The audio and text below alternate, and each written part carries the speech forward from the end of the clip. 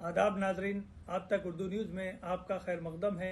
मैं हूं मोहम्मद शाहिद अहमद तवक्कल। पेश है आज की अहम खबरें।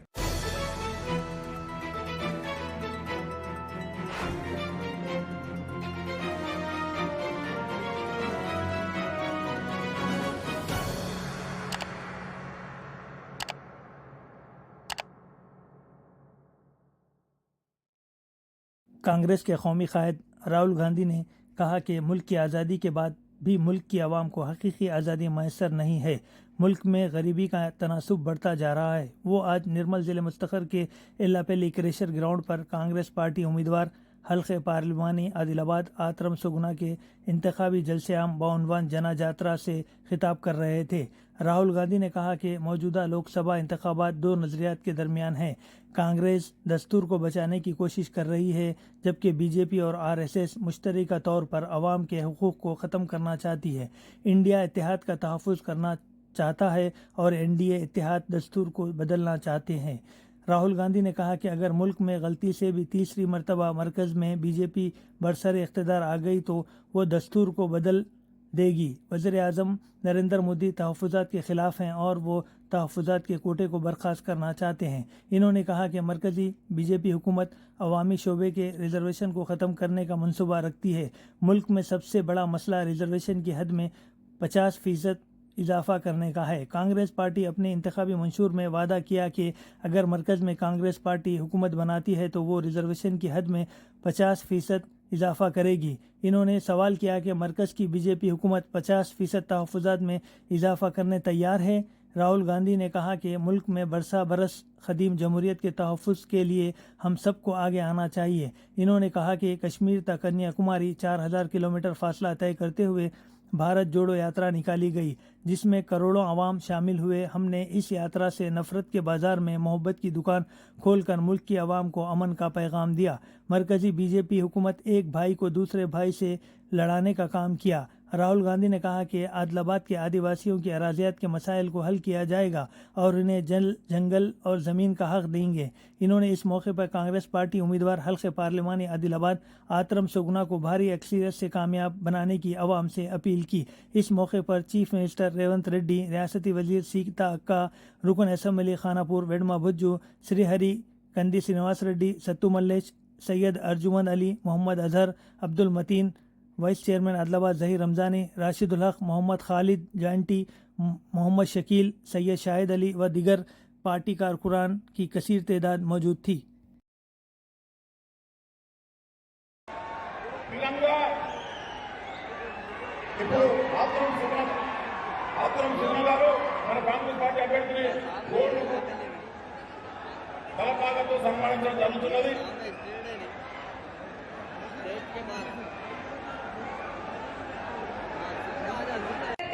నమస్కరిస్తున్నాను. ఒక త్యాగాల కుటుంబం నుంచి విచ్చేసినటువంటి రాహుల్ గాంధీ గారిని ప్రధానమంత్రి చేయడానికి మీరందరూ కూడా కంకణ బద్దులవుతారని కొంగు చాపి అడుగుతున్నాను. కంపల్సరీ ఈ దేశం బాగుండాలి, ఈ దేశం భవిష్యత్తు బాగుండాలి అంటే రాహుల్ గాంధీ గారు ప్రధానమంత్రి కావాలి. కాబట్టి మీరందరూ కూడా చేతి గుర్తుకు ఓటేస్తారనేసి మీకు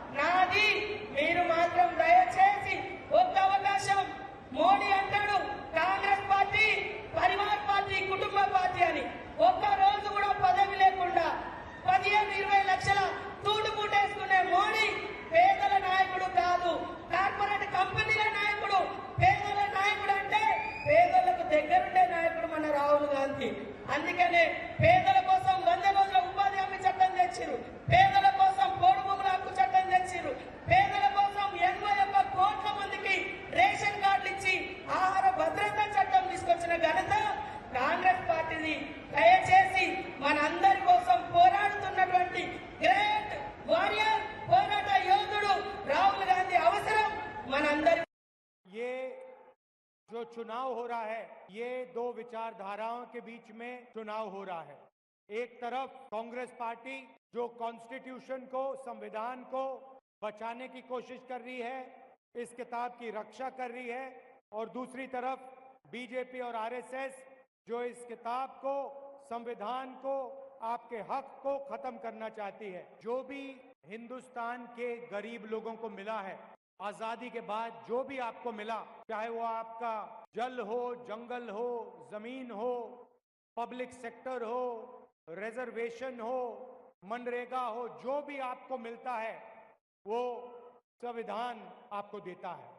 तो अगर हिंदुस्तान की सरकार 100 रुपए खर्च करती है तो आदिवासी, दलित और ओबीसी अफसर 6 रुपए 10 पैसे खर्च करते हैं। आप सोचिए, आदिवासी 8% है हिंदुस्तान में, मगर अगर बजट में 100 रुपए खर्च होते हैं तो आदिवासी अफसर सिर्फ 10 पैसे का निर्णय लेते हैं।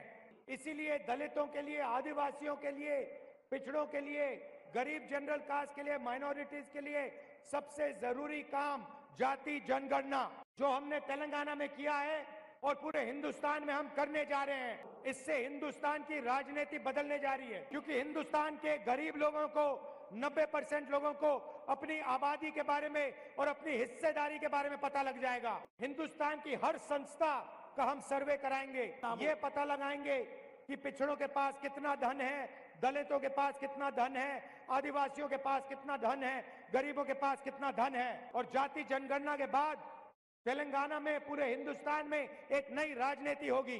नरेंद्र मोदी जी रिजर्वेशन के खिलाफ हैं, वो आपसे रिजर्वेशन छीनना चाहते हैं। देश के सामने सबसे बड़ा मुद्दा रिजर्वेशन को 50% से ज्यादा बढ़ाने का है।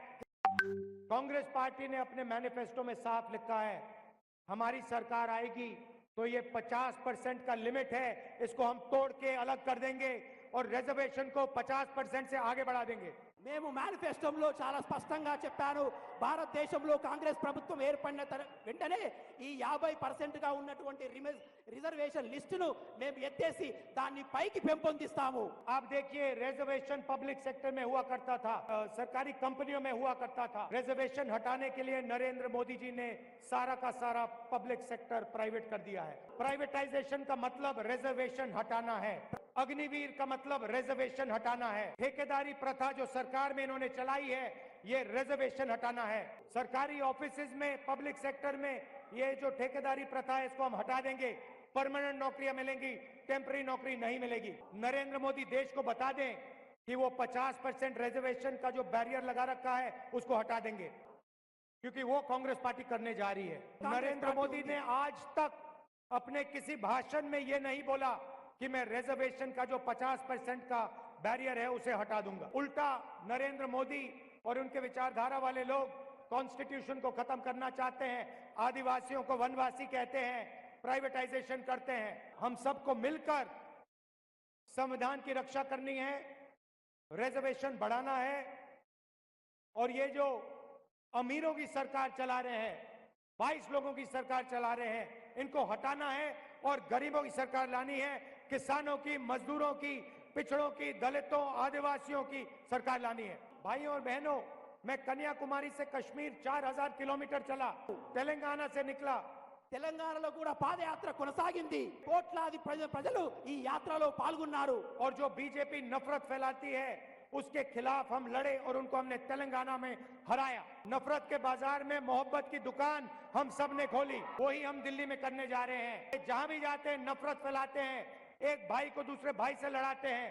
हम मोहब्बत फैलाते हैं, हम इज्जत दिलवाते हैं और हम गरीबों की सरकार चलाते हैं। यहाँ पे हमारी एक महिला कैंडिडेट है, सुगना जी को भारी बहुमत से आप जिताइए, इनको लोकसभा भेजिए कि तेलंगाना की और तेलंगाना के गरीब जनता की ये सेवा कर पाए। आप सबका बहुत बहुत धन्यवाद। जय हिंद, जय तेलंगाना।